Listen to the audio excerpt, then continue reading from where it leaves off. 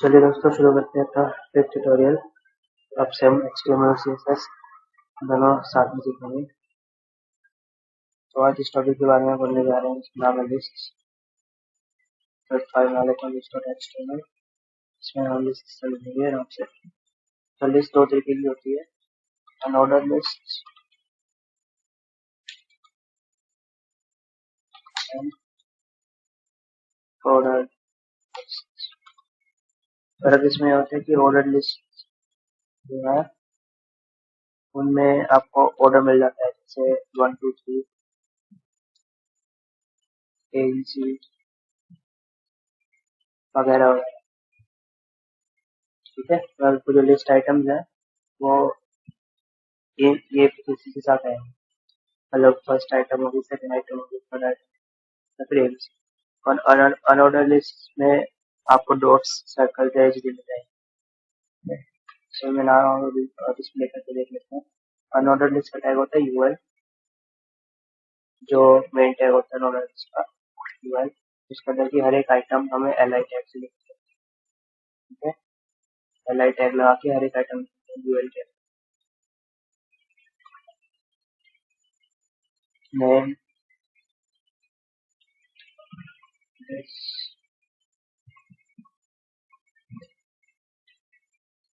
Contact. ठीक है, तो मैं डिस्प्ले कराता हूँ।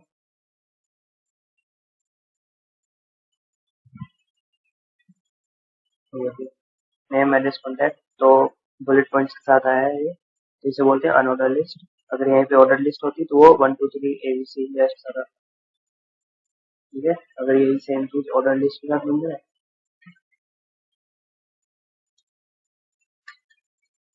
तो वो कुछ ऐसा डिस्प्ले होगा। तो ऑर्डर लिस्ट का टैग OL होता है, सिंपल। UL अनऑर्डर लिस्ट के लिए, ऑर्डर लिस्ट के लिए टैग। ठीक है, ये होगी अनऑर्डर लिस्ट। अंदर लिस्ट के आइटम तो आपको LI के साथ ही देने हैं हर एक, और ऑर्डर लिस्ट अपने उसके साथ देंगे बस। जो सराउंडिंग टैग है वो UL और OL की दोनों में रहेंगे। अब बात आती है कि यहाँ पे बुलेट्स लग रहे हैं, 1 2 3 लग रहे हैं, क्या अगर मैं उसको ABC में चेंज करना चाहूँ या फिर इसकी शेप चेंज करना चाहूँ तो कैसे करूँगा? तो चेंज रहेगा CSS की मदद से। तो मैं एक और फाइल बना देता हूँ CSS, एक्सटर्नल फाइल की मदद करूंगा। या तो मैं यहीं पे स्टाइल लिख सकता था या इसका, या फिर एक्सटर्नल लिख सकता हूँ। तो हम एक्सटर्नली यूज करेंगे। आपको पहले ही फायदा कैसे करते हैं, लिख स्टाइल कैसे मार दो, रेलेवेंट स्टाइल शीट है और एक 4 में आएगा उसका जो उसका नाम है अपनी फाइल list.css। अब अपनी CSS की स्टाइल जो है यहाँ से उठाए। UL के लिए UL मारना है। तो ये बुलेट पॉइंट चेंज करने के लिए आपको LI टैग चाहिए। LI टैग दोगे तो अलग बार एक अलग है, इससे नहीं चेंज होगा। जो भी स्टाइल टैग है उसके लिए आपको UL टैग या OL टैग का इस्तेमाल करना है। तो उसका प्रॉपर्टी का नाम है लिस्ट स्टाइल टैग। ठीक है, तो मेन ये ऑप्शन होते हैं यहाँ पर। लिस्ट जो है डिफॉल्ट होती है, जो आपको बुलेट पॉइंट्स दिखते हैं वो लिस्ट है, वो डिफॉल्ट है। इसको आप सर्कल में चेंज कर सकते हैं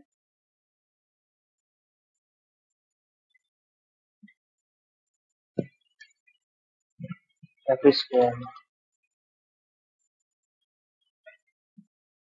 या स्क्वायर।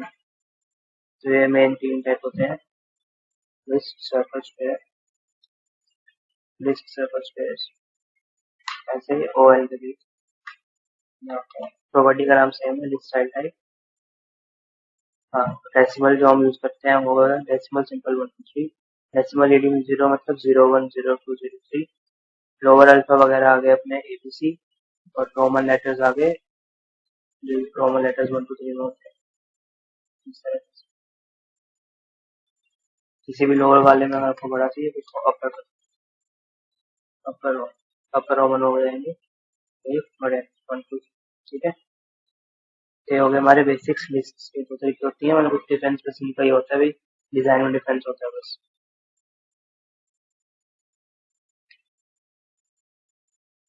अब हम एक और जो दूसरी चीज पढ़ने वाले हैं वो है नेस्टेड लिस्ट, मतलब एक लिस्ट के अंदर दूसरी लिस्ट। अब नेस्टेड लिस्ट बनाने के, तो वैसे अगर आपको नहीं पता हो तो वैसे बनाने जाओ तो आपने भी ऐसे बनाओगे कि एक एल आई आइटम, मतलब यहाँ पे जो भी है एल आई आइटम, ठीक है।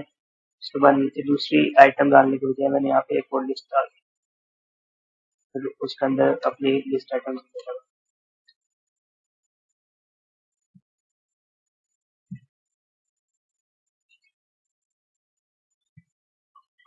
ये हुई है, तो सेव करेंगे, शो करेंगे, डिस्प्ले कराएंगे, तो ये डिस्प्ले तो हो जाएगा, लेकिन ये जो प्रैक्टिस है ये गलत है, ठीक है। हमें ऐसा कभी नहीं करना है, नेस्टेड लिस्ट हमेशा ऐसी करनी है। रूल ये होता है कि every element inside any UL list या ओएल लिस्ट, मतलब जो कोई भी एलिमेंट यूएल या ओएल के अंदर है, जो भी इसकी चाइल्ड एलिमेंट्स है, वो हर एलिमेंट एलआई टाइप से सराउंडेड होगा, मतलब वो हर एक लिस्ट आइटम से बना होगा, ठीक है। मतलब बस इसमें हमें फर्क क्या है, ये जो पूरा यूएल है इसको एक और एलआई से कवर कर, इसको एक और एलआई से कवर कर इस पूरे टैग को। अब इसको दो तरीके से कर सकता हूँ मैं, या तो यहाँ पे एलआई टैग अलग से लगा देता हूँ,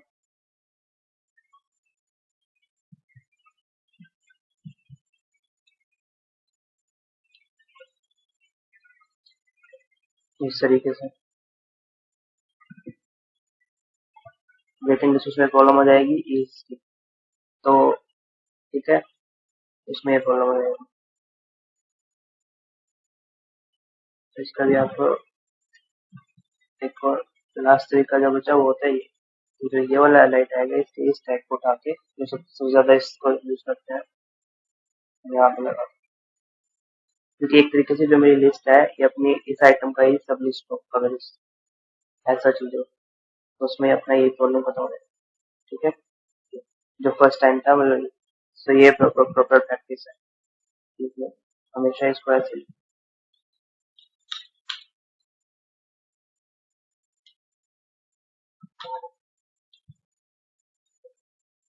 ऐसे ऑर्डर लिस्ट में, सेम ऑर्डर लिस्ट में भी ऐसे, मतलब दोनों लिस्ट का बस कुछ फर्क तो है नहीं, बस उसका आगे नाम वाला फर्क।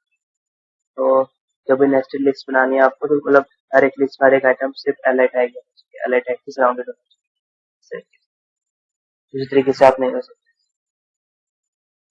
अच्छा, अब एक और चीज, अब ये है हमारा, अगर मैंने बटी हुई हमने ओपन सेट की हुई है, तो वापिस कैसे भी कर देता हूँ।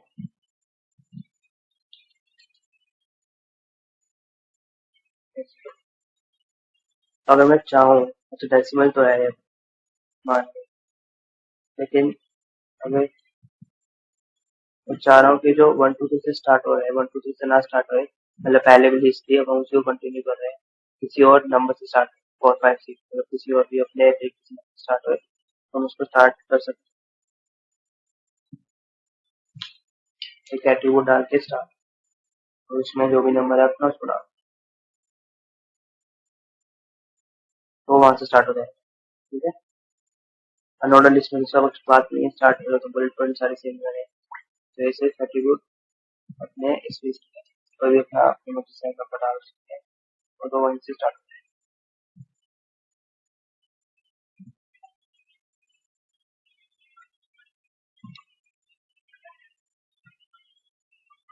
अब नेस्टेड लिस्ट समझ गए, आगे इसकी सीरीज प्रॉपर्टी लगाने से पहले एक आइडेंटिफिकेशन के बारे में बता देता हूँ आपको।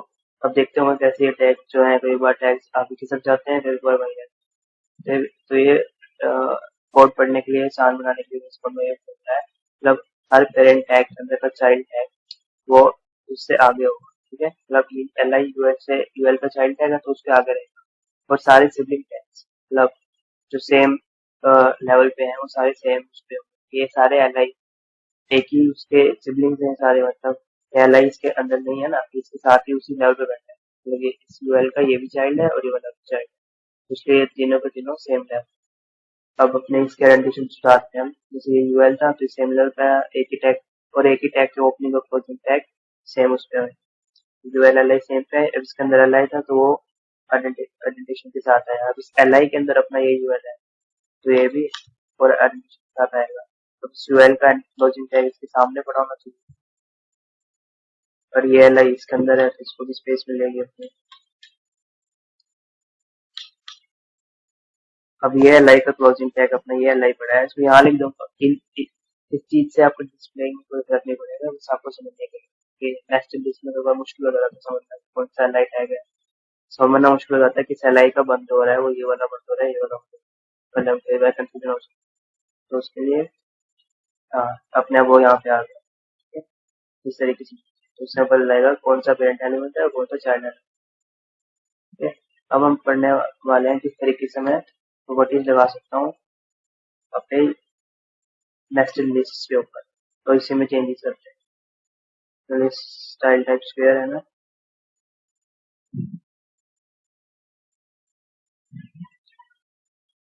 ये स्क्वायर है। अच्छा ये स्क्वायर है। अब इसके हम कोशिश करते हैं, मैं स्क्वायर यहाँ तक स्क्वायर रखूंगा और यहाँ पे स्क्वायर को सर्कल बनाने की कोशिश करता हूँ। तो उसके लिए मुझे किसको टारगेट करना है, मुझे टारगेट करना है इस वाली लिस्ट, ये यूएल, और ये यूएल इस यूएल के अंदर है।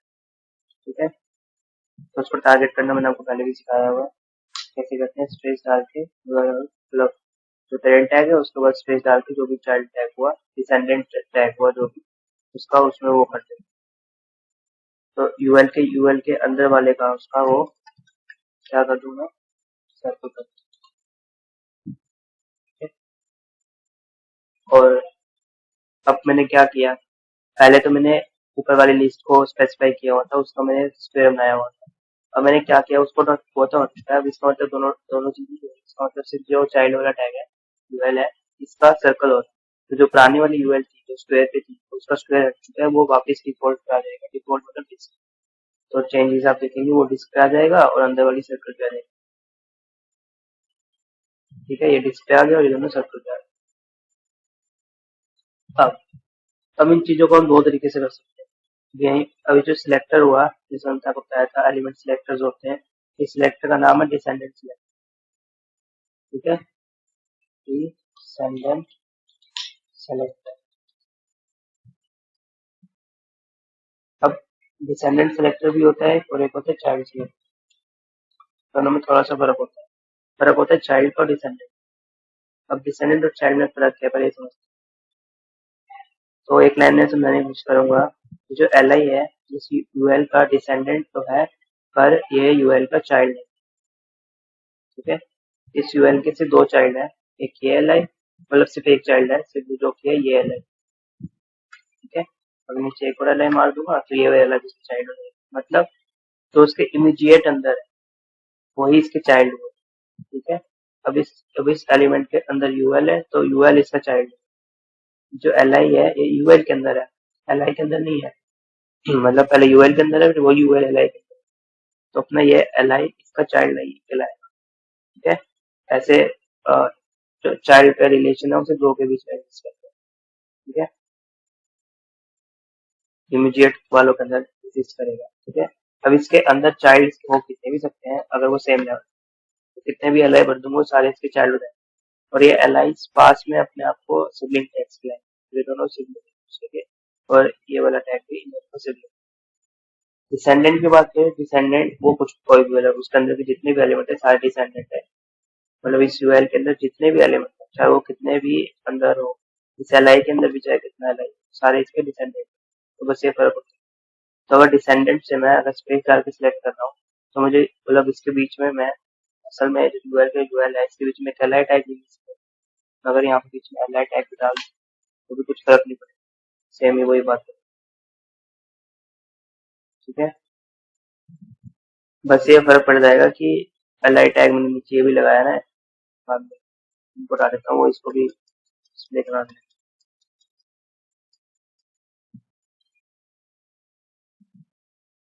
ठीक है, हाँ, तो उसका कुछ फर्क नहीं पड़ता। डिसेंडेंट के लिए आप ईच की वैल्यूज को है उनको ओमिट कर सकते हैं। अब बस में फर्क क्या आता है, कुछ केसेस ऐसे हो सकते हैं कि हमें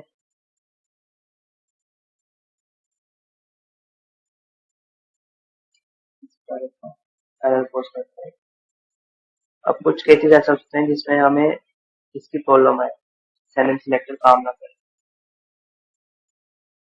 सपोज कैसे कि इस एल आई के अंदर एक और यूआई, एएसडी के अंदर एक और यूआई बनाता हूँ।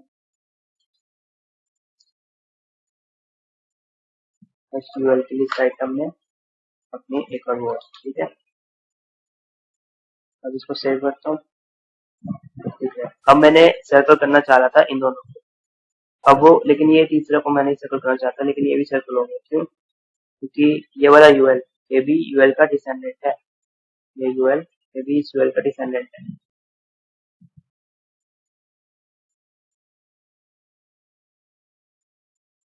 ठीक है। तो अब फर्क तो है नहीं दोनों में, तो डिसेंडेंट अपने सारे डिसेंडेंट जो भी यूएल है उन सब पे लगा देगा। इस यूएल ने इस वाले यूएल पे भी लगा दिया, और इस यूएल के आइटम्स पे भी लगा दिया, और इस यूएल के आइटम्स पे भी कोई सर्कल लगा दिया। और मैं नहीं चाहता अब ऐसे प्रॉब्लम से प्रॉब्लम आ सकती, तो मैं उसको सोल्व कैसे करूंगा? तो मैं सोल्व ऐसे करूंगा कि ये दोनों यूएल, ये दोनों डिसेंडेंट तो है यूएल के, लेकिन ये दोनों क्या आपसे चाइल्ड ना हो सेम वाले, मतलब ये यूएल इस एलआई का चाइल्ड है, लेकिन ये यूएल इस एलआई का चाइल्ड नहीं है। तो मैं उस चीज को मैं कर सकता हूँ, मतलब अगर मैं इन दोनों के बीच में चाइल्ड सेलेक्टर लगा के उस पर प्रॉपर्टी लगाऊं, तो वो इस यूएल से इस यूएल पे नहीं लगेगी, क्योंकि ये यूएल सिर्फ सिर्फ इस वाले एलआई का चाइल्ड है। ये इन दोनों के बीच में पेरेंट चाइल्ड का रिलेशन है, इन दोनों के बीच में नहीं, इन दोनों के बीच में डिसेंडेंट और उसका रिलेशन। तो मुझे इसको एलआई करना पड़ेगा, और चाइल्ड सेलेक्टर का डिफरेंस ये होता है कि वो ग्रेटर देन सिंबल लगाने के साथ लगता है, बस ये डिफरेंस होता है चाइल्ड सेलेक्टर में डिसेंडेंट सेलेक्टर में।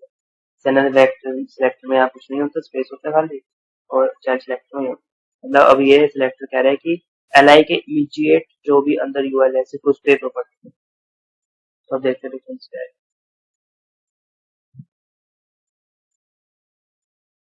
अच्छा एलआई इसके बाद ये भी है ना, ये दोनों पे लगा देगा। इस एलआई का नाम चेंज कर देता हूँ, चेंज कर,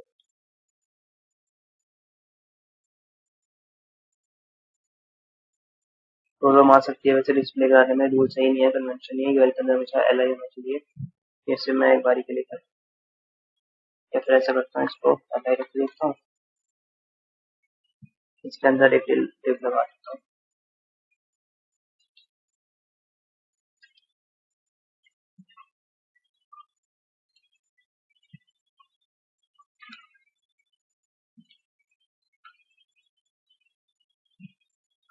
ठीक है। अब वो वापस होगा अपने डिफॉल्ट पे चला, और सिर्फ इस पे प्रॉपर्टी पे अप्लाई कर, ठीक है। सब में नहीं आता कोई टेंशन नहीं है, एक बार कर लेते हैं, फिर एक और एग्जाम्पल चला देख लेते हैं, फिर समझ में आ जाएगा। जो प्रॉपर्टी है वो सिर्फ लिस्ट के लिए, मतलब चाइल्ड सेलेक्टर और डिसेंडेंट सेलेक्टर सिर्फ लिस्ट के लिए यूज होते हैं, और चीजें के लिए। अब मैं एक और एग्जाम्पल से सिंटैक्स के बारे में पढ़ेंगे हम। ऐसे करता हूँ div p और स्पैन यूज करते हैं, अपना div टैग है, ठीक है। अब div टैग के अंदर एक p टैग है, ये इसका चाइल्ड है। अब मैं इसको वो करना चाहता हूँ, इस पे कोई प्रॉपर्टी लगाना चाहता हूँ, इस पे कुछ भी लिख लेता हूँ कि कुछ भी कोड लिख लेता हूँ, और फिर एक और ट्रिक बताता हूँ। तो लॉरेंट मिक्सन के बारे में बताऊंगा आपको, ये अपना वो एलिमेंट होता है ना, वो टेक्स्ट होता है, फेमस टेक्स्ट एब्रिविएशन। अगर आप पूरा टेक्स्ट नहीं चाहते तो बहुत कम टेक्स्ट हो जाएगा, जितना टेक्स्ट चाहते हो उतने, जितने वर्ड्स चाहते हो उतने वर्ड इसके आगे लिखो। इस बार में 5 वर्ड चाहते हो तो लॉरेंट 5 लिख दो, तो आपको 5 वर्ड मिलते हैं, ठीक है, रैंडम टेक्स्ट लिखने। तो अपने ये डिव है, उसके अंदर पी टैग है ये। अब इस पी टैग को प्रॉपर्टी लगानी थी, तो ये इसका चाइल्ड तो हुआ, लेकिन अब क्या है, एक और मेरे पास है, इसके अंदर ही दिखता है, पी टैग कौन सा यूज करूँ?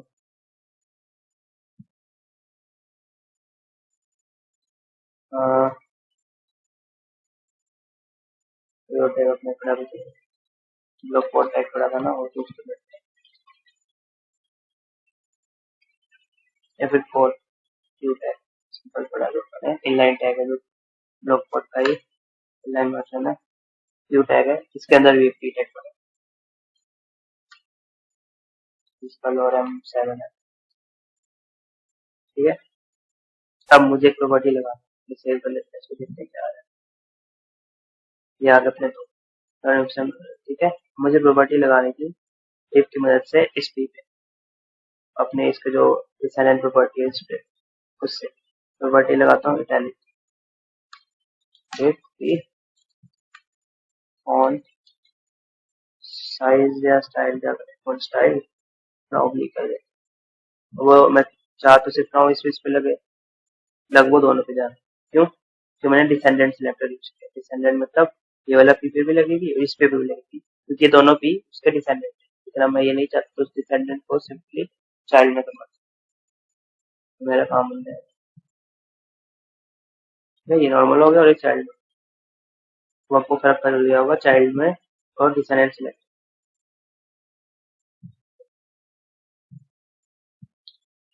तो यहाँ पर नेस्टेड लिस्ट पढ़ लिया। नेस्टेड लिस्ट अपने हिसाब से कर सकते हो, और आप इसको स्टैक भी कर सकते हो आगे आगे, एक उसका फिर उसका चाइल्ड एलिमेंट इस तरीके से भी यूज कर सकते हो, और एक अलग अलग अलग भी स्टैक कर सकते हो, और डिसेंडेंट को भी एक के बाद एक यूज कर सकते हो। इस तरीके से ऐसे भी कर सकते हो। वापिस कर देता हूँ तरीका।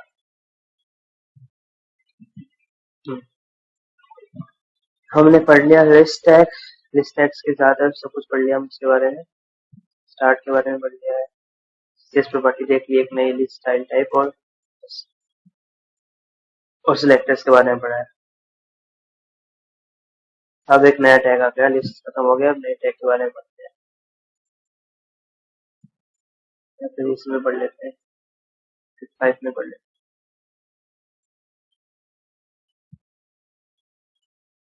इसे बढ़ा देते हैं। हाँ, जो नया टैग पढ़ने वाले हैं वो है फिगर टैग।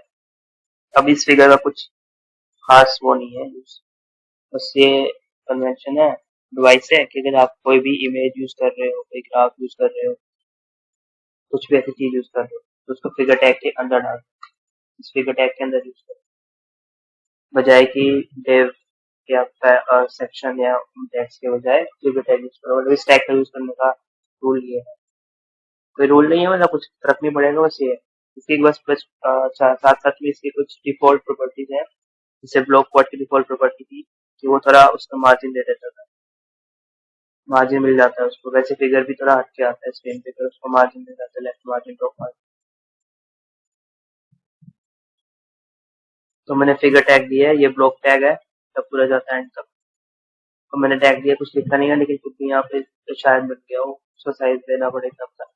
देखते हैं, हाँ एक्सपेक्ट करते हैं, और ये आ गया फिगर टैग। ठीक है, जैसे ब्लॉक टैग बन जाता है। अब इस फिगर के अंदर अपना कुछ भी काम करो, दिखते हैं।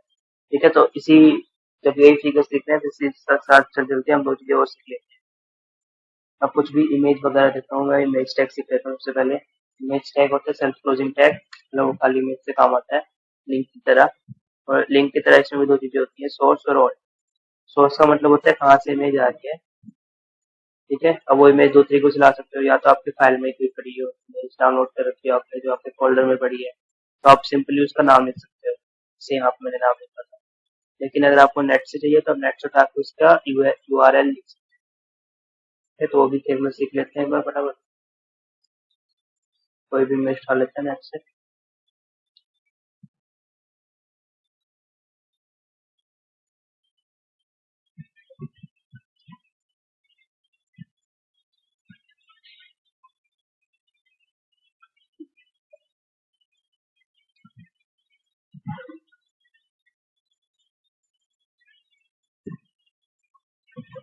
ठीक है, आपको कोई भी फोटो पसंद आई, उसको उठाओ।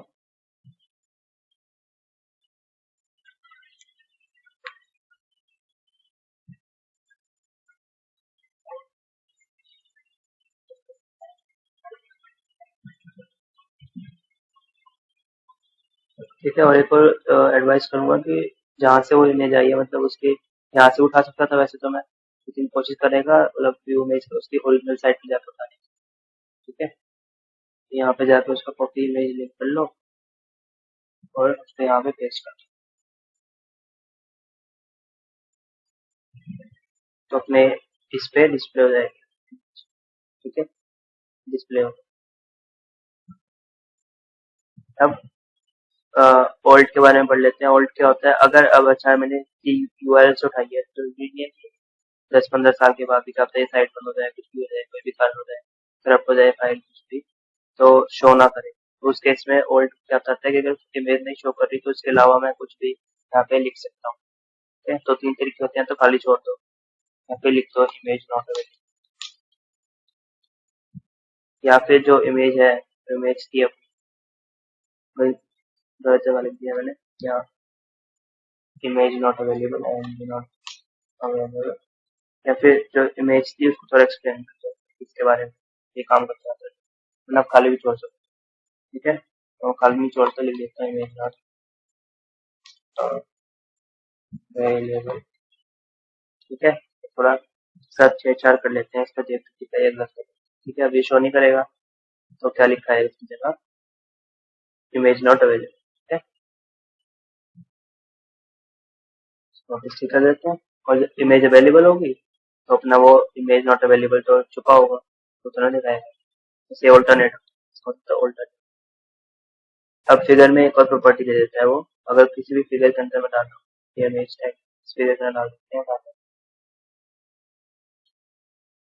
ठीक है, देखते हैं कुछ चेंज आएगा क्या, आया ना चेंज, थोड़ा हट के आ गया। तो ये डिफॉल्ट प्रॉपर्टी होती है, इसको आप सीसीएस की मदद से मार्जिन खत्म कर दो, यहाँ का फर्क नहीं पड़ता, यानी थोड़ा डिफॉल्ट आ जाता है। फिगर इसलिए नहीं यूज करते, ये डिफॉल्ट दे देता है वो मार्जिन के लिए, यूज करना है क्योंकि वो कन्वेंशन है। ठीक है, अब ये फिगर बस एक छोटी सी फंक्शन प्रोवाइड करता है, वो फिट कैप्शन है, उसका नाम है फिट कैप्शन टैग। थोड़ा सा फंक्शन प्रोवाइड कर देता है कि अगर मैं फिट कैप्शन कुछ लिखता हूँ,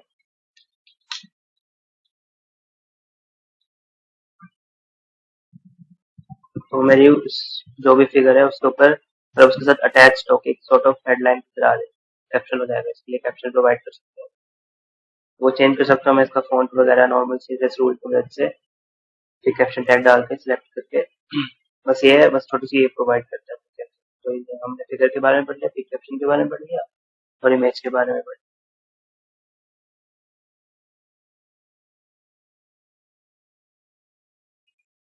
अब जो सेक्शन वगैरह के बारे में इतने ज्यादा हमें टैग्स, कुछ वो टैग्स और सीख लेते हैं, फिगर टैग जैसे ही है ये भी, कुछ इनका वो नहीं होता, बस कन्वेंशन है कि इस तरह के काम में यूज करो।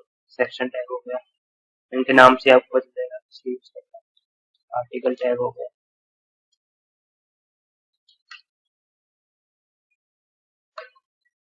साइड टैग हो गया,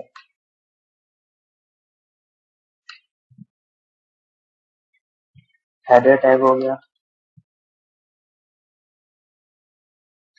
और फुटर टैग। ठीक है, अब इन सारे टैग ब्लॉक टैग है सारे के सारे, और सेम काम है डिप टैग वाला, बस डिप टैग है, मतलब इनमें अब कुछ डिप टैग वहां यूज करना है, अभी समझ में नहीं आया क्या यूज करूँ, खाली बताया हुआ है डिप और स्पैन।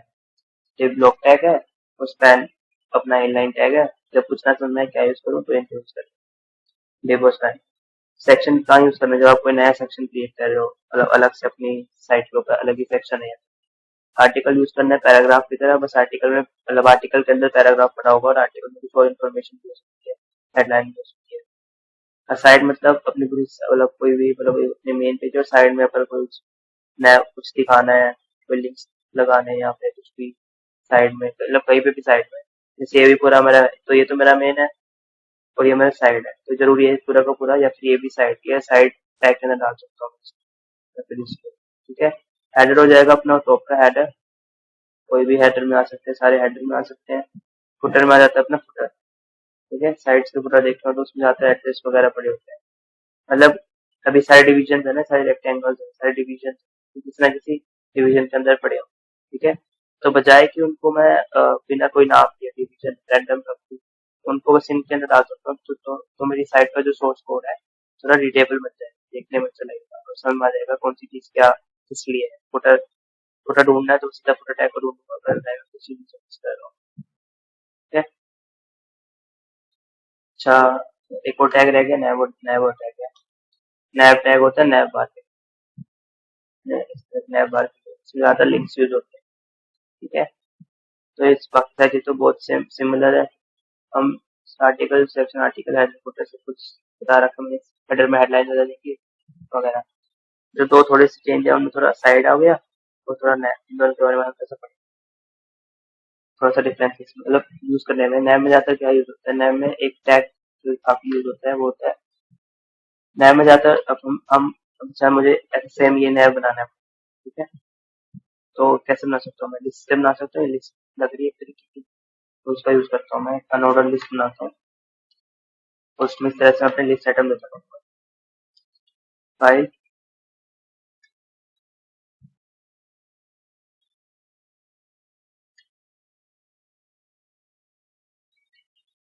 फाइल लिस्ट एडिट और सिलेक्शन व्यू, थोड़ा सिमिलर से ये बनाने की कोशिश करता हूँ, थोड़ा कोई कॉन्फिडेंस आएगा कि कैसे मतलब एक प्रैक्टिकली भी हर कोई इन्हीं टेक्स्ट का यूज करता है, ठीक है। अब देखते हैं क्या क्या चीजें की कमी है अपने पास, ये लिस्ट यहाँ पे ऐसा है, ऐसे बाकी सारे कोड को जरा बता देता हूँ मैं, तो ये भी एक और कोड देख लीजिए शॉर्टकट इस पे, यहाँ पे बताता हूँ। अगर मैं ऐसे में सबको कमेंट आउट करना है तो उसका शॉर्टकट है कंट्रोल प्लस बैक स्लैश, तो अपने आप उस सबको कमेंट आउट करते हैं। आप इस चीज को कमेंट आउट हटाना है तो वही सबको सेलेक्ट करूँ और कंट्रोल प्लस को दबा दूँ तो उसको देखा ये अपने आप हटा दे, ठीक है, शॉर्टकट। तो सेव करते हैं, देखते हैं उस पे टॉप पे आ रहा है,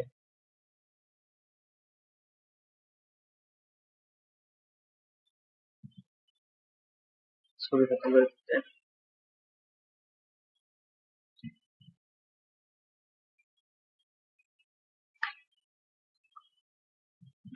तो सबसे पहला क्या प्रॉब्लम है इसमें कि ये इनका पहले दो चीजें काम जो समझ आ रही है कि अभी तो ये वर्टिकल है, इसको मुझे हॉरिजॉन्टल करना है, तो हॉरिजॉन्टल के साथ साथ अपना ये हटा, तो उस हिसाब से प्रॉपर्टीज सीएसएस में सेट होंगी। तो सबसे पहले तो बुलेट्स हटा देता हूँ मैं, सबकी खत्म करता हूँ। हाँ, तो उसका सिंपल सा काम है लिस्ट स्टाइल है, उसको मैं कैसे यूज कर सकता हूँ, नया यूएल कर सकता हूँ या फिर खाली यूएल भी कर सकता हूँ, तो अभी तक मेरे डॉक्यूमेंट में एक ही यूएल है, एक इनऑर्डर लिस्ट है, तो इस करने की जरूरत नहीं, तभी वो वही सेलेक्ट करता है लिस्ट स्टाइल टाइप। अच्छा, नन भी होती है स्टाइल, आपको बताया था नन, नन कर दूंगा तो ये हट जाएगा, ठीक है, बिना उसके आगे। अच्छा, अब इसको वर्टिकल को हॉरिजॉन्टल करना है तो उसका तो अपने पास एक ही तरीका है, और थोड़ा थोड़ा इसका भी ये थोड़ा सा इसको बाद में समझेंगे, अभी मैं सिर्फ आपको बस करने के लिए दिखा रहा हूँ, बाद में देख लेंगे, समझाएंगे बाद में जब टेक्स्ट बॉक्स आराम से समझेंगे, अभी वैसे आपको सिर्फ दिखाने के लिए करते हैं। स्प्लिट नेक्स्ट टेक्स्ट डायरेक्शन, अपने को चाहिए कॉलम, नहीं कॉलम नहीं रो चाहिए,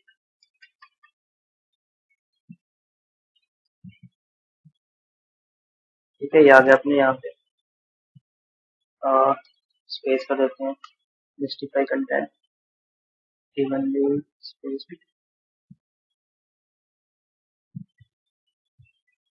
ठीक है, बनता नजर आने लगा है। अच्छा, और कलर वाइट करता हूँ मैं इसका, टेक्स्ट का कलर वाइट, और बैकग्राउंड कलर कर देता हूँ ग्रेइश कुछ,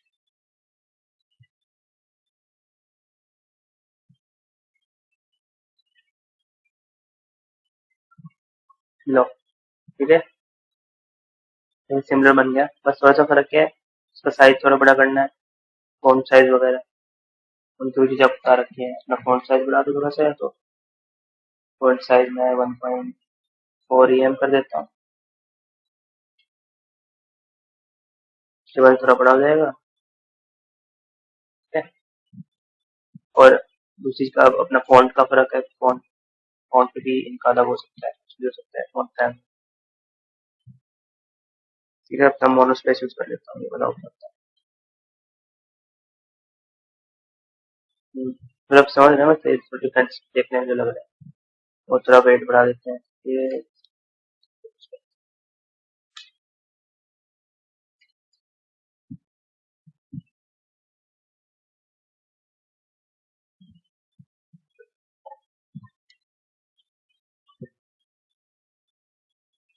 ठीक है, ये थोड़ा सिमिलर है इसके साथ।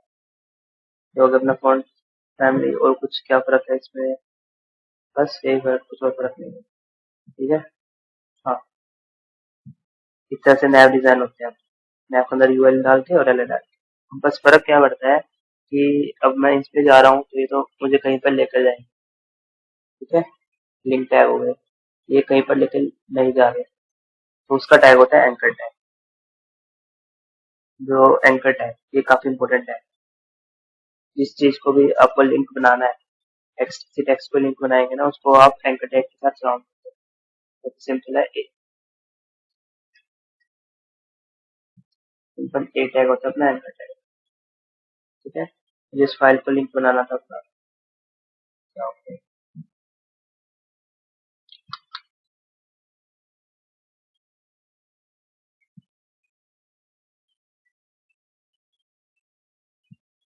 एंकर टैग में गया, ये बन गया लिंक। ठीक है, अब लिंक तो बन गया, अब मुझे इसको बताना भी है कि कहाँ जाएगा ये। एच वही एच में अगर मैं लिंक साइट का लिंक डाल दूंगा तो वहाँ उस पर क्लिक करने पर वहां चला जाएगा। और अगर मैं इस पे, या तो मैं दो चीजें कर सकता हूँ, या तो इस पे क्लिक करके वो किसी और वेब पोर्टल पे चला जाए। ठीक है, तो मैं उस साइट का लिंक डाल देता हूँ। ऐसा करता हूँ जो मैंने पहले अपनी इमेज का लिंक बनाया था, इसी को पढ़ लेता हूँ।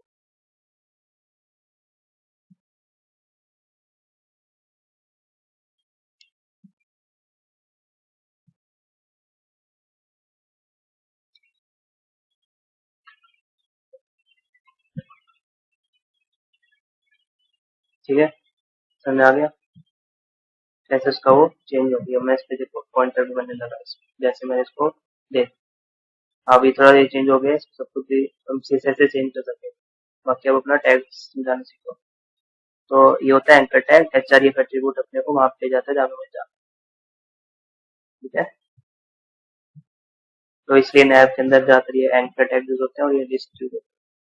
इस तरह से मैं ये एंकर टैग सबके पास लगा दूंगा और हर एक चीज अपने को नए वेब पेज पे लेके जाएगी और मेरा उससे काम हो जाएगा। अब या तो मैं ये कर सकता हूँ, या फिर अपने ही वेब पेज पे किसी स्पेसिफिक पोजीशन पे भी लेकर आना हो तो कैसे करूंगा उसको, तो वो भी देख लेते हैं। तो वो मैं चाहता हूँ कि अपने ही वेब पेज पे कहीं पर आए, लंबे लंबे वेब पेज है तो वहाँ पे कहीं पे, तो उससे पहले क्या करना पड़ेगा मुझे, जैसे मेरा ये वेब पेज है बहुत बड़ा। ठीक है, यहाँ पे कहीं भी मैंने लिंक बनाया है, मुझे उसको किसी और पोर्शन में लाना है, तो उस पोर्शन का कोई भी टैग ढूंढो, टैग ढूंढ लिया मैंने यहाँ पे। और अगर इस पे कोई आईडी है पहले से, तो उस आईडी को इस्तेमाल कर लो, वरना तो कोई आईडी दे दो, क्या फर्क पड़ता है, इसको हेडर ही आईडी दे दो। दे दी इसको हेडर आईडी, और यहाँ पे अगर मैंने एचआरएफ में लिखी है आईडी को कैसे करते हैं हैशटैग से, फिर हेडर, तो मैं इस फाइल पे क्लिक करूंगा तो मुझे वो जहाँ पर मेरा ये एलिमेंट है वहां पे ले जाएगा। ठीक है, अब अच्छा में दो एचटीएमएल फाइल अलग अलग है तो काम तो नहीं करेगा, मेरा फाइल फाइल जो होती है, लेकिन मुझको ये काम करेगा वापिस। ठीक है, देखते हैं खाली ब्लैक स्लैश मार के क्या करते हैं।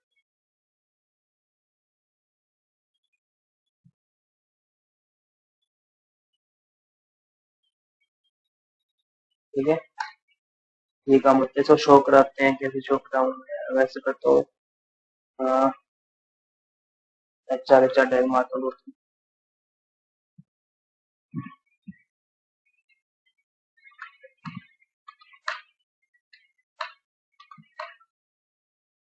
ठीक है, और यहाँ पे फिर टैग बनाता हूँ डॉट डॉट में, फिर हैशटैग लिख देता हूँ, फिर हैशटैग इफ। अभी मेरा डिव बन गया, इसके अंदर वो डाल देते हैं और हम 13, ये आ गया। अब मुझे चाहना है कि क्लिक करने पर यहाँ पे पहुंच जाऊँ, तो मैं डाल दूंगा हैशटैग, देखते हैं होता है क्या। सेव करें पहले, स्पेस नहीं आ रहा ज्यादा, कैसे कर सकते हैं इसको बीच में कुछ डालना पड़ेगा। यहाँ पे कोडिंग डालता हूँ, इसमें पूरा लोड है टेक्स्ट, या फिर अपनी इमेज डाल देता हूँ ना, यहाँ पर इमेज डाल देता हूँ, इसमें स्पेस बन जाएगा। इसके सोर्स में पहले कॉपी किया था, है ना BPO, ठीक है। अब बात बन अब आ गया ना स्पेस में पर। अब देखते हैं, देखो क्लिक करने पर वो मतलब उस टैग को डिस्प्ले करा देगा अपनी स्क्रीन पे, ठीक है। मैन्युफैक्चरल काम ही होता है, तो नीचे भी और होता है, तो मतलब इसको हेड पे लेके आना होता है, यहाँ टॉप पे है, मतलब अपने जो टैग को मैंने एड्रेस किया उसको टॉप पे ले आया। नीचे कंटेंट ही नहीं था तो उसको ऊपर तक नहीं लेके आ पाया, थोड़ा कंटेंट होता नीचे तो उसको ऊपर ले आता।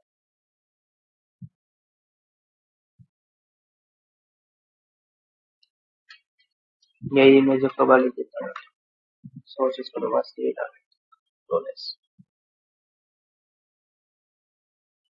ठीक है। दो बार इमेज आ गई, अपना बीच में टैग है, अब मैं इस पर क्लिक करता हूँ तो देखो ये ऊपर आ गया, नीचे पहुंच गया। तो इस दो तरीकों से हम एंकर टैग का यूज कर सकते हैं, ठीक है। ये पढ़ लिया अपन एंकर टैग। अब थोड़ा सा मैं कह रहा था साइड टैग के बारे में, वो साइड टैग में एक थोड़ी और नई प्रॉपर्टी हम CSS की पढ़ने पड़ेंगे, ठीक है। अब मेरे को साइड टैग की चीज बनानी है, साइड टैग। तो साइड टैग का ज्यादातर यूज अपने आप में नहीं होता, मतलब साइड टैग किसी और टैग के अंदर होता जाता है। क्यों? क्योंकि साइड टैग का इस्तेमाल क्या करना होता है, हमें भी कोई भी चीज साइड में लिख के आ रही है, जैसे ये चीज साइड में प्लॉट कर रही है यहाँ पे, मतलब समझ रहे हो ना। या फिर ज्यादा से समझोगे इसका एग्जाम्पल हो, ये ज्यादा प्रॉपर रिप्रेजेंटेशन है साइड, ठीक है। ध्यान से देखोगे आप, एक थोड़ी फील आ रही है कि हमें लग रहा है कि थोड़ा चीज जो है ऊपर से है, साइड में मतलब अपना जो वेब पेज है उसके ऊपर उठी पड़ी है, मतलब अलग है। तो क्यों है? CSS की प्रॉपर्टी के कारण। दूसरी बात, ये साइड अलग से नहीं है, मतलब अलग से एलिमेंट नहीं है, ये साइड जो पूरी मतलब ये जो पूरा सेंटर है, इसका जो भी डिप टैग या बॉडी टैग होगा उसके अंदर है, ठीक है। तो इसका इस्तेमाल ऐसे करते हैं, साइड के एक डिप के अंदर पड़ा होता है।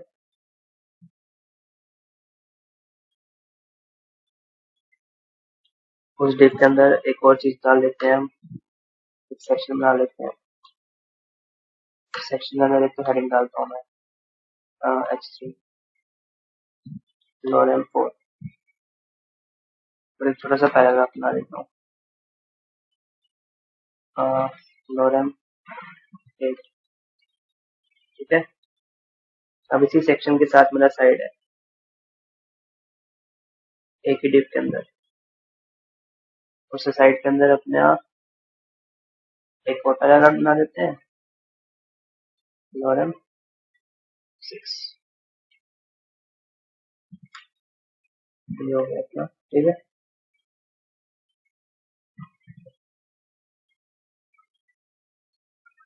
ये अपनी ये चीज आ गई, और ये अपना ये था साइड।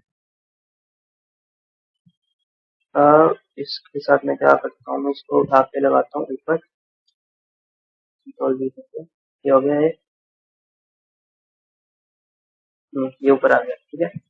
अब ऑब्वियसली बात है, मेरी हेडिंग है इसको थोड़ा ऊपर रखना है मुझे, मेरा एंड गोल क्या है कि ये दोनों चीजें ऊपर आ जाए और ये चीज उठ के थोड़ा साइड में यहाँ पे फ्लोट कर, तो यहाँ पे आ जाए, ठीक है। और एक और चीज को ध्यान समझाने के लिए मैं ऐसा करता हूँ, इसको थोड़ा लंबा कर देता हूँ तो थोड़ा समझ आ जाएगा इसको, और हम फुल कर देता हूँ स्पीड का। हम्म, वो चीज यहाँ पर आ गई, मुझे ये काम करना है। तो अब ये काम होगा CSS, बजाय कि खाली साइड लिख, ठीक है। CSS में जाते हैं, साइड, सबसे पहले तो थोड़ा साइड दिख जाए अलग से, थोड़ा बॉर्डर दे देता हूँ, इसको थोड़ा बॉर्डर दे देता हूँ,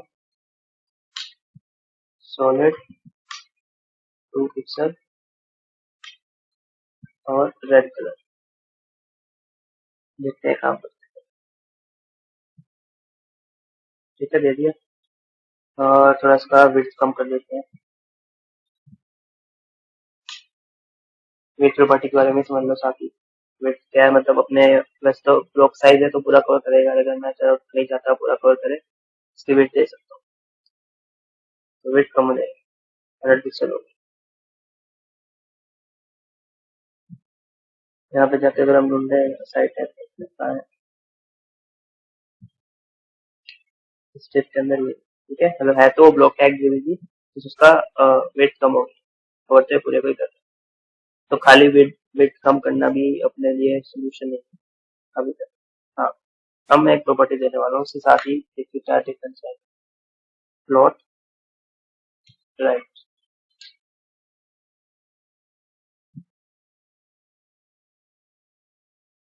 देख लिया। प्लॉट राइट करते ही ये चीज सबसे ऊपर आ गई। सिर्फ ये मतलब अगर मैं मतलब वैसे तो अगर इसको मैं किसी और तरीके से राइट पे करता तो है तो ये ब्लॉक टैग ही पूरा को पूरा यहाँ पर है। तो बस वो वहीं पर यहाँ पे डिस्प्ले होने के बजाय यहाँ पर आ जाता। ये चीज ऊपर उठ के नहीं आता। ये डिफरेंस है प्लॉट। अगर मैं राइट करने का इसको एक और तरीका करता हूँ, राइट में क्या कर सकता था, इसका मार्जिन बढ़ा सकता था। अगर मैं इसका मार्जिन बढ़ा दूँ यहाँ कुछ 500 नहीं वो है ना, मार्जिन राइट करता हूँ, मार्जिन राइट 0 कर देता हूँ। भाई राइट में 0 मार्जिन छोड़ेगा तो राइट पे चिपक जाएगा वो।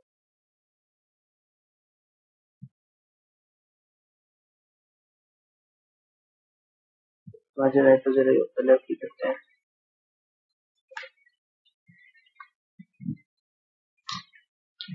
करीब करीब 500 पिक्सल। अच्छा ये साइज है, इन साइज को भी वही जो मैंने बताया था, पिक्सल के अलावा आप पीएम आरईएम परसेंटेज इंच सबको यूज कर सकते हैं। ठीक है हाँ। अब वही 500 में हम चले 500 थोड़ा 700 या 800 पे काम चल जाएगा।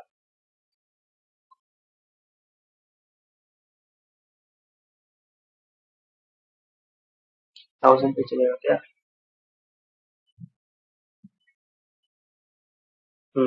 पर मेरी बात समझ रहे हैं ना क्या कह रहा हूँ? ठीक है, अब साइड में तो इससे भी आ गया, लेकिन क्या हुआ, ये चीज ऊपर नहीं है। जो पिछले वाला था उसमें क्या प्रॉब्लम है, इसमें डिफरेंस क्या है कि जैसे मैंने उसको फ्लोट पे लिखा, वो साथ ही वो पूरा का पूरा एलिमेंट अपनी जो मेन स्क्रीन है वो उससे हट गया, मतलब लिटरली फ्लोट करने, तो अलग अलग एक चीज बनी, वो फ्लोट करने लगी। जिसकी मदद से मुझे यहाँ पे एम्प्टी स्पेस बच गया, और उस एम्प्टी स्पेस को फिल करने ये अपने आप कर सकते हो, और आपको ये मिल गया।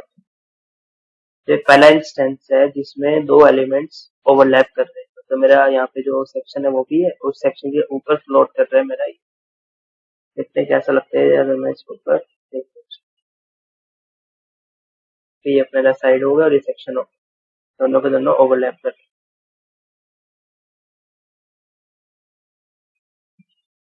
बस ये प्रॉपर्टी होती है फ्लोट की, इसको राइट लेफ्ट अपना मर्जी से अपनी वैल्यू डाल सकते हैं। एग्जैक्टली हमने फ्लोट। हाँ, इन सब कंसेप्ट को क्लियर करते हैं अपनी इस फर्दर सॉरी केस स्टडी से। ठीक है, अभी लेकर आया हूँ मैं, देखते हैं क्या क्या है। अच्छा, ये तो लग रहा है मुझे हेडर, हेडर के अंदर डाल रखा होगा, हेडर के अंदर तो मैंने हेडिंग डाल रखी है अलग अलग साइज। ये मुझे नैव बार लग रहा है अपना लिंक के साथ, तो लिस्ट आइटम है अच्छा ये सेक्शन होंगे राइट। सेक्शन के अंदर आर्टिकल्स हो सकते हैं, और ये मेरा साइट, तो मेरा क्या है असाइट। ठीक है, तो बैकग्राउंड कलर मैंने ग्रीन किया हुआ है, देखते हैं बैकग्राउंड कलर ग्रीन इसके नीचे तक जा रहा है, मतलब इससे फीलिंग आ रही है कि ये ऊपर फ्लोट कर रहा है, ये वाला जो टैग है वो उसके ऊपर फ्लोट कर रहा है, ये साइड होगा बस। और लास्ट वाला मेरा फुटर होगा जरूर, ये लास्ट में आ गया फुटर। ठीक है, हेडर अपना नया आ गया, आर्टिकल में सेक्शन है, और सेक्शन एक सेक्शन के अंदर अपना साइट है जो ऊपर पड़ा है। ठीक है, तो लास्ट में आ गया फुटर। फुटर में एक नया टैग है एड्रेस टैग। एड्रेस टैग जो है उसकी बस कुछ काम नहीं है, स्पैन की तरह है। बस एड्रेस टैग पोस्ट टेक्स्ट के ऊपर जो कोई जीमेल एड्रेस हो गया आपका, असली में हाउस एड्रेस हो गया, कुछ भी इस तरह के एड्रेस के लिए उसको उसके साथ लगा दो। ये इसका कन्वेंशनल यूज। इसमें अगर मैं एड्रेस का स्पैन भी कर दूंगा तो भी कोई फर्क नहीं पड़ेगा। इसमें छोटी सी प्रॉब्लम ये है कि जो एड्रेस टैग है वो ब्लॉक टैग है। ठीक है, एड्रेस टैग ब्लॉक टैग है। तो अगर ये एड्रेस टैग ब्लॉक टैग हुआ तो ये पूरी की पूरी चीज खुद अपनी पूरी लाइन लेके नीचे आ जानी चाहिए यहाँ पे, तो नीचे क्यों नहीं आ रही? तो सबसे पहले बात समझते हैं कि कोई भी टैग ब्लॉक या इनलाइन अपने आप मतलब नहीं होता। वो इसलिए होता है क्योंकि उसकी एक सीएसएस प्रॉपर्टी डिफॉल्ट पे फिक्स है, कुछ की डिफॉल्ट पे ब्लॉक पे फिक्स है, इसलिए वो डिफॉल्ट ब्लॉक टैग होते हैं, और कुछ की इनलाइन फिक्स है। तो मतलब मैं किसी टैग की ब्लॉकनेस या इनलाइननेस भी चेंज कर सकता हूँ, जो मैंने इसकी चेंज करी हुई। मैंने एड्रेस का डिस्प्ले क्या किया हुआ है इनलाइन, ये नई प्रॉपर्टी है इसकी। अगर मैंने इसका डिस्प्ले इनलाइन कर दिया तो वो इनलाइन में कन्वर्ट हो गया। इसको वापस ब्लॉक कर दूंगा, या तो इसको वापस ब्लॉक कर दूं, डिस्प्ले ब्लॉक, या फिर हटा ही दूं, क्योंकि डिफॉल्ट प्रॉपर्टी इसकी ब्लॉक की है, तो वो नीचे आ जाएगा, उसको नीचे आ जाएगा। बस ये अपनी आज का लास्ट सीएसएस प्रॉपर्टी सीखने की अपने को, डिस्प्ले इनलाइन और डिस्प्ले ब्लॉक। ठीक है, हाँ। साइड में आता ही अपने को विड्थ समझ ली, विड्थ के साथ साथ देखो जिस देखो विड्थ किया होगा इसमें 200 पिक्सल की हुई है। विड्थ के साथ साथ हाइट भी होती है एक प्रॉपर्टी, हाइट मैं स्पेसिफाई कर सकता हूँ। मतलब नॉर्मली तो वो अपनी वो विड्थ और हाइट अपने कंटेंट के हिसाब से ले लेगा, लेकिन अगर मैं स्पेसिफाई कर दूंगा तो वो कंटेंट को अपनी स्पेसिफाई करी साइज के हिसाब से एडजस्ट करेगा। ठीक है, तो अगर मैंने विड्थ काफी कम कर दी तो इस हिसाब से वो लाइन चेंज करने लगेगा। ठीक है, कंटेंट को वो मेरी मतलब मेरी बीस को नहीं तोड़ेगा, मैंने बीस स्पेसिफाई कर देना, मेरे 20 पिक्सल को नहीं तोड़ेगा, अपने अंदर का कंटेंट हिसाब से कर लेगा। अच्छा ना लिखा होता है यहाँ पे तो फिर वो अपने बॉर्डर कमेंट आउट कर देता है इसको। अब वो अपना बॉर्डर अपने मर्जी से हटाएगा। ठीक है, अब अपने कंटेंट के हिसाब से स्पेस ले लेगा। इस तरह से बस ये फर्क होता है।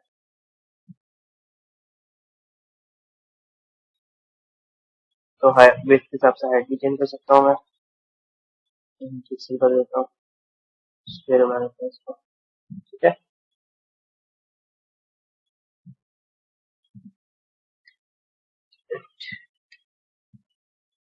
मार्जिन बड़ा हुआ है, बैकग्राउंड बड़ा हुआ है, बॉर्डर बड़ा है, अपने एड्रेस डिस्प्ले कर लिया, HREF पड़ा है, देखो HREF एक्स्ट्रा डाइनिंग किया हुआ है, लो अच्छा है, HREF लोडिंग किया हुआ है। डाइनिंग के लिए हमको डाइनिंग टॉप पे आ जाएगा, लोडिंग में जाऊंगा लोडिंग आ जाएगा, और डिस्प्ले पहले डिस्प्लेड है तो क्या ही ऊपर लेके जाएगा वो, डिस्प्ले में पहले से। अच्छे साथ साथ कुछ समझते हैं इसमें। फिर एक बार इस पे देखो, गौर करो, मैंने पूरी की पूरी बॉडी पे लाइट येलो दिया हुआ। ठीक है,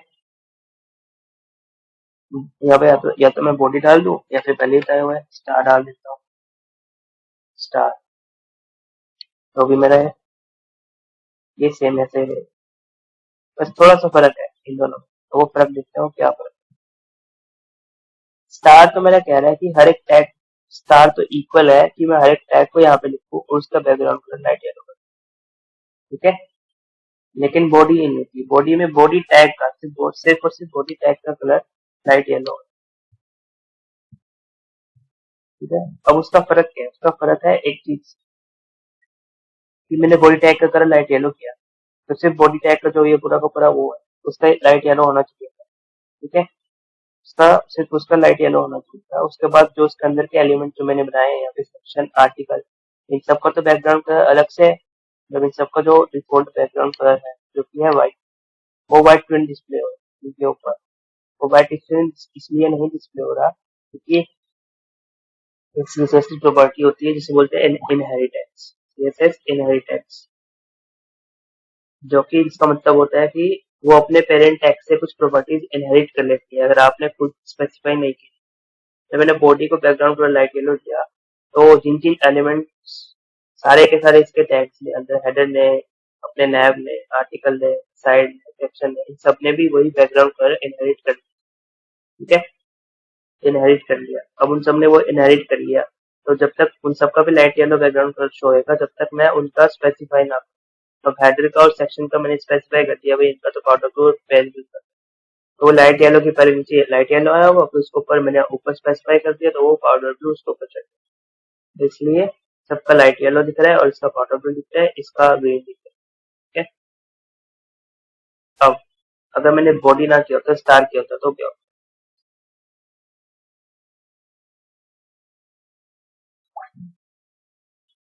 दिख रही है पट्टी, दिख रही है, क्यों आई?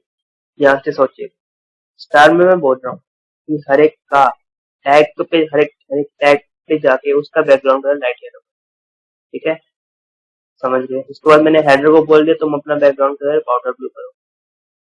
ठीक है, तो मेरा जो कॉम्बिनेशन है वो ऐसा है, हेडर के अंदर 2 H1 और H2 पर है, ठीक है। मैंने स्टार मार के सबके ऊपर लिख दिया, हेडर के ऊपर भी लिख दिया, इसका बैकग्राउंड कलर येलो कर दो, H1 H2 पे भी लिख दिया, इनका येलो कर दो, ब्लू पे भी लिख दिया, इनका येलो कर दो, नए पे भी लिख दिया, सब पे लिख दिया। अब जब मैंने बैकग्राउंड कलर वापस पाउडर ब्लू करा तो मैंने वो सिर्फ हेडर का किया। चलो हेडर का तो हो गया पाउडर ब्लू, उसने अपने जो पुराने येलो वाले को उसको छोड़ दिया, ब्लू ब्लू ले लिया क्योंकि मैंने उसको ब्लू अलग से लिख दिया। लेकिन ये H1 H2 तो रह गए, H1 H2 ने तो खुद अपनी प्रॉपर्टी से H1 H2 ने भी तो लिया हुआ है, H1 H2 का तो यू येलो वैसा का वैसा रहा, तो वो काम हो रहा है यहाँ पे। H1 H2 का तो येलो वैसा का वैसा है, जो हेडर था उस हेडर का ब्लू वो दिख के आ रहा है यहाँ पे।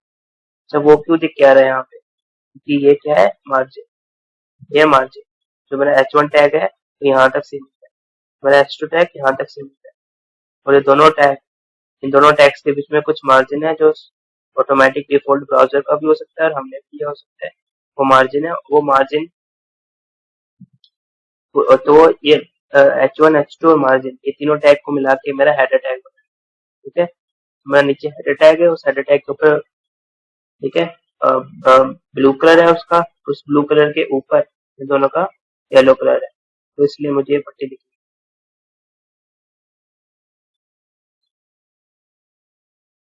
अब इनको और क्लियरिफाई कर देता हूँ फॉर एग्जाम्पल से, ठीक है।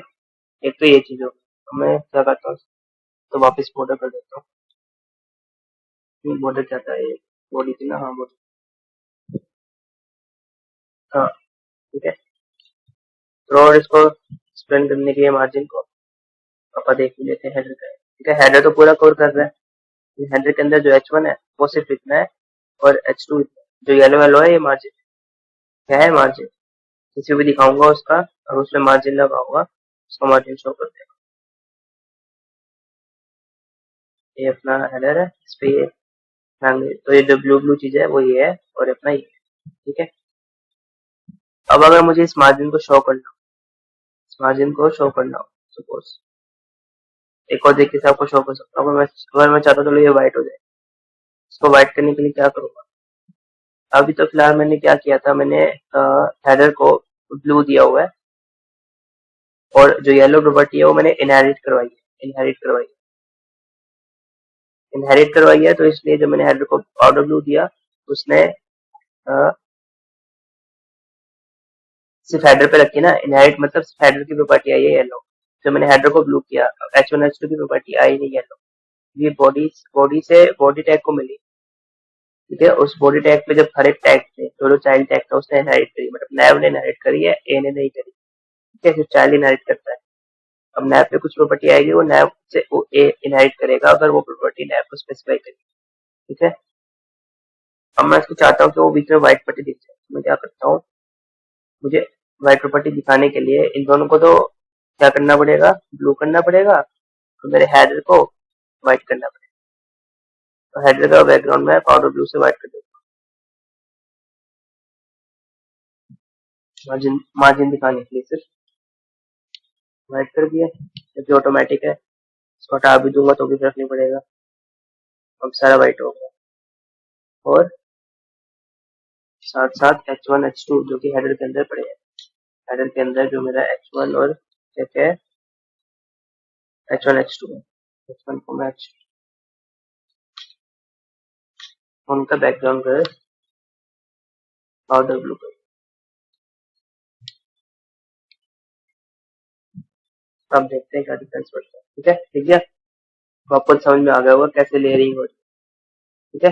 टिप है पहले, उस टिप के ऊपर अपने ये दोनों बैकग्राउंड कलर का ये फर्क पड़ता है, इसलिए अगर आप चाहते हो कि दोनों को बैकग्राउंड हो जाए तो टिप का इस्तेमाल करो, सॉरी जो जो पूरे का इनकम्पास करते हैं, और इसलिए बोलते हैं कि, और यही यही एक और रीजन है कि हमने हेडर का यूज किया। आप बोलोगे हेड मतलब वैसे आपको पहले डाउट हफ्ता आया हो कि इन सब चीजों का यूज करी क्यों नहीं, खाली H1 H2 लिख लेता हूँ, स्पेस डाल लेता हूँ इस तरीके से, तो वगैरह वगैरह, मार्जिन तो दे ही सकता हूँ मैं, H2 को मार्जिन दे दूंगा, तो इसलिए हेडर का करता है कि मुझे बैकग्राउंड कलर जैसी सिमिलर प्रॉपर्टीज चेंज कर, ठीक है। और ये फर्क होता है बॉडी टैग करने में और स्टार टैग करने में, स्टार टैग करोगे तो जाके हर एक एलिमेंट पे, मतलब सब बैक इन द बैक हर एक एलिमेंट पे ऊपर लिख देगा भाई बैकग्राउंड कलर ये कर, मैंने बॉडी किया है तो सिर्फ बॉडी का, एक्चुअली बॉडी का हुआ ही लाइट है, बाकी सारे ने इनहेरिट कर लिया है।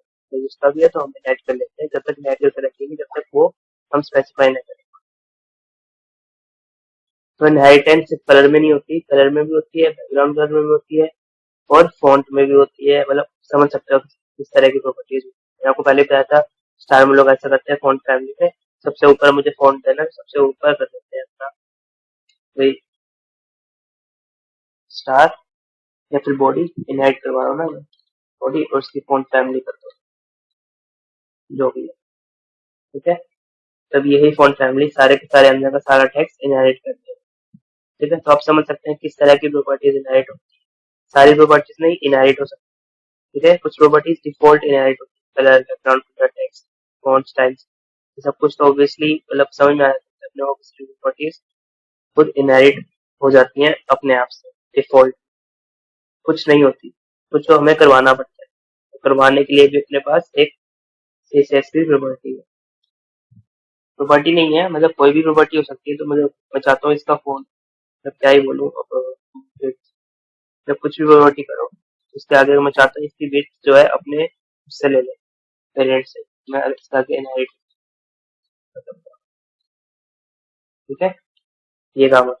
मतलब बेसिकली एंड ऑफ द क्या समझा हमने कि कुछ कुछ प्रॉपर्टीज के लिए तो ये इनहेरिट सेट होता है अपने आप से, जब जब तक आप कुछ लिखोगे नहीं। जैसे ब्लॉक सेट होता है कुछ के लिए इनलाइन सेट होता है, वरना आप अपना सेट कर सकते हो लाइन, किसी भी चीज पे लगा सकते हो।